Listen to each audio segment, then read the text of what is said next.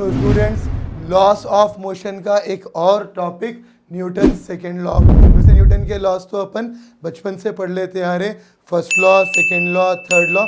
खैर famous law ये है कि for every action equal and opposite reaction, ये सब बच्चों को पता होता। लेकिन सेकेंड लॉ क्या होगी, फर्स्ट लॉ क्या होगी, लॉ ऑफ इनर्शिया किसको बोलते हैं, और फिर ये second law. Second law main force और मोमेंटम से रिलेट करने वाली लॉ है।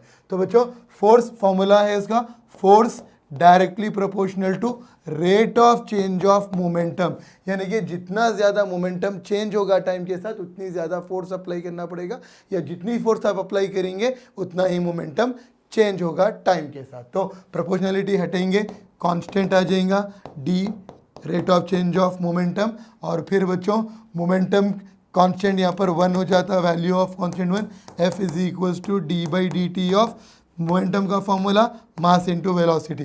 कांस्टेंट रहता मास, तो mass outside the derivative D V by D T, और फिर बन गया हमारा famous formula M D V by D T, यानी कि rate of change of velocity, rate of change of velocity acceleration, F is equals to M A. तो बच्चों ये किस तरह के प्रॉब्लम इसके अंदर पूछेगा, पहले बात तो आप ये ध्यान दीजिए, SI unit of force is Newton.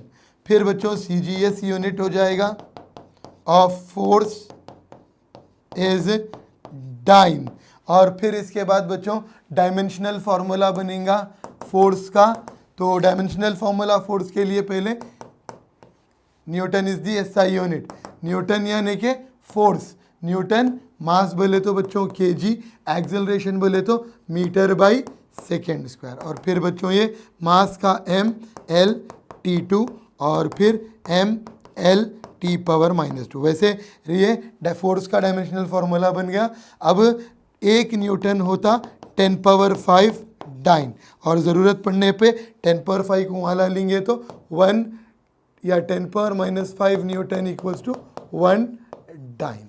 तो ये वैल्यूज़ होते, तो प्रॉब्लम्स करते उस टाइम पे ये वैल्यूज रहेगा। वैसे बच्चों आपको और बता दूं कि कुछ एक्स्ट्रा यूनिट्स भी होते हैं उसके, लार्जर यूनिट 1 kg वेट या 1 किलोग्राम फोर्स 9.8 न्यूटन।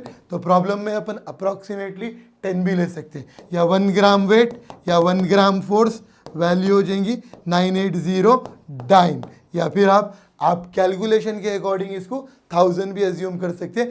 अब इसमें बच्चों प्रॉब्लम्स ऐसे पूछता कि मान लीजिए एक कार है, कार मूव हो रही है रोड पर, कार का वेट दे दिया और कार जो फोर्स अप्लाई कर रही है इंजन की वजह से वो फोर्स दे दे रहा, फिर रिटार्डिंग फोर्स यानी कि ऑपोजिट में एक्ट होने वाली फोर्स दे देता, और आपको स्पीड ऑफ द कार पूछता उन्हें, या फिर बुलेट को फायर करते और करने के बाद यानी कि आपको उसकी स्पीड दे देता, एक्सेलरेशन से अपने को स्पीड मालूम करना रहता, तो उसके ऊपर एक्ट होने वाली फोर्स मालूम करना रहता, मास ऑफ दी बुलेट दे देता।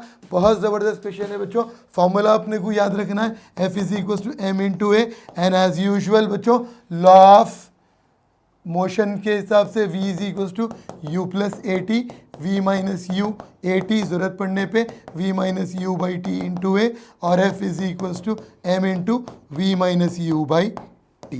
तो ये बहुत इंपॉर्टेंट फार्मूला है बच्चों, अच्छे से पढ़ लो, इजी प्रॉब्लम्स आते हैं इसके, अगर कुछ डाउट रहा तो फिर डाउट पूछ लो बच्चों।